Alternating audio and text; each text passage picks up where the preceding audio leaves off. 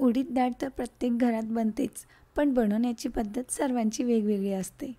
चला मग आज बघूया गीताज किचनमध्ये माझ्या पद्धतीने काळी उडीद डाळ. यासाठी 1 वाटी उडीद डाळ, तसेच थोडीशी तूर डाळ आणि हरभरा डाळ घेतली आहे. तूर आणि हरभरा यांचं प्रमाण दोन्ही मिळून पाव वाटी घेतलेलं आहे. सर्व डाळी स्वच्छ धुवून यात आपण 3 पटीने पाणी घालणार आहोत. 1 वाटी डाळ असेल तर 3 वाट्या पाणी, याप्रमाणे आपण यात पाणी घालणार आहोत. यानंतर यात 1 चमचा तेल घालूया.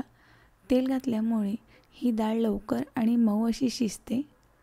मंद आचेवर याच्या आपण 3 ते 4 शिट्ट्या घेणार आहोत. तोपर्यंत आपण याचा मसाला तयार करून घेऊया.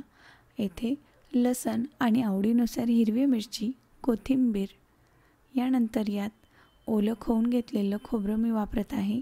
तुमच्याकडे ओलं खोबरं नसेल तर तुम्ही सुक्या खोबऱ्याचाही वापर करू शकतात.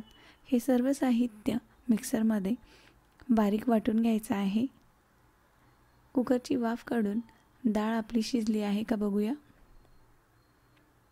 छान मऊसूत आपली डाळ शिजलेली आहे. याप्रमाणे चमच्याच्या साहाय्याने किंवा रईने ही डाळ घोटून घ्यायची आहे. फोडणीची तयारी करूया. यासाठी कढईमध्ये 2 ते 3 चमचे तेल घेऊन तेल कडकडीत तापलं की यामध्ये अर्धा चमचा मोहरी, अर्धा चमचे जिरे, यानंतर यात वाटून घेतलेलं ओला मसाला किमान 4 ते 5 मिनटं खमंग असा परतून घेऊया. यामध्ये आपण ओल्या खोबऱ्याचा वापर केल्यामुळे हा मसाला छान परतून घ्यायचा आहे. यानंतर यात चिमूटभर हळद, अर्धा चमचा धनेपूड, अर्धा चमचा काळा मसाला, हे मसाले देखील 1 ते 2 मिनटासाठी ओल्या मसाल्यासोबत परतून घेऊया.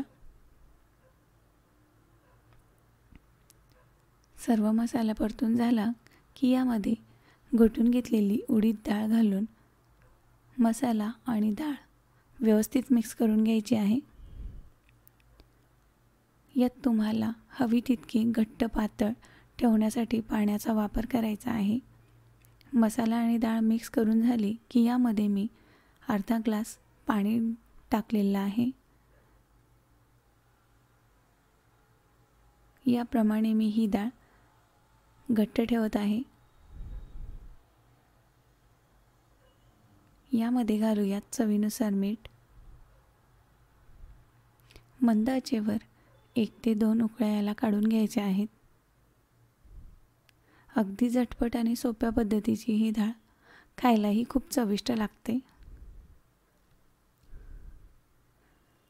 अशा साध्या, सोप्या आणि चविष्ट रेसिपीज बघण्यासाठी गीताज किचन या चॅनलला नक्की सबस्क्राईब करा. व्हिडिओ आवडला असेल तर व्हिडिओला लाईक करा.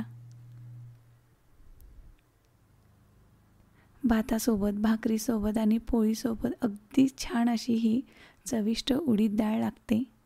एकदा याप्रमाणे नक्की ट्राय करून बघा. व्हिडिओ संपूर्ण बघितल्याबद्दल खूप खूप धन्यवाद.